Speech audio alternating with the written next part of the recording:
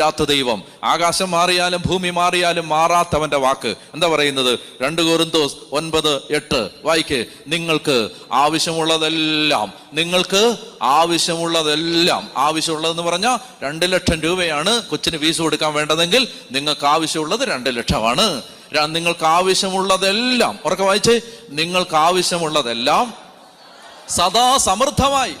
എപ്പോഴും അത് ജനുവരി മാത്രമല്ല, ഫെബ്രുവരി മാത്രമല്ല, സദാ എന്ന് പറഞ്ഞാൽ ഓൾവേസ്, എപ്പോഴും സദാ സമൃദ്ധമായിട്ട്, ലുബ്ധിച്ചല്ല, സമൃദ്ധമായിട്ട്, ഇഷ്ടം പോലെ.